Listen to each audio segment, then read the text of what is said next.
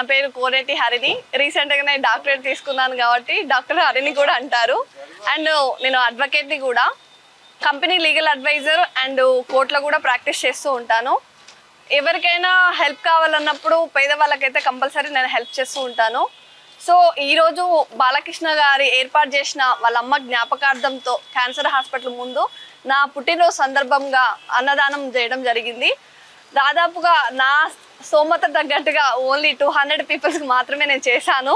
So ఈరోజు నేను చాలా హ్యాపీగా ఉన్నాను. గత పాస్ట్ నా బర్త్డేస్లో కూడా అనాథాశ్రమంకి, ఓల్డ్ ఏజ్ హోమ్స్కి ఇలా ఏదో ఒక విధంగా నా వంతుగా నేను సహాయం చేస్తూనే ఉన్నాను.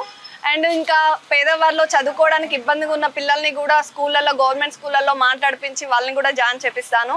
అండ్ ఓల్డ్ ఏజ్ హోమ్లో కూడా వాళ్ళకి కావాల్సిన కనీస నీడ్ అయినా నేను ఏర్పాటు చేయడానికి ట్రై చేస్తూ ఉన్నాను. Congratulated to my sister. తను ఇప్పుడే కాదు, చాలా రోజుల నుంచి చేస్తుంది, కాకపోతే ఏది రికార్డ్ చేసుకోలేదు ఇప్పటి వరకు మేము. సో ఇప్పుడు మేము ఒక టీమ్గా అయిపోయి మేము స్టార్ట్ చేసామన్నమాట. మీలో ఎవరైనా కాంటాక్ట్ అయ్యి మేము కలిసి చేస్తాం అనుకున్న వాళ్ళు మా ఇన్స్టాగ్రామ్ పేజీలకి మెసేజ్ చేయండి.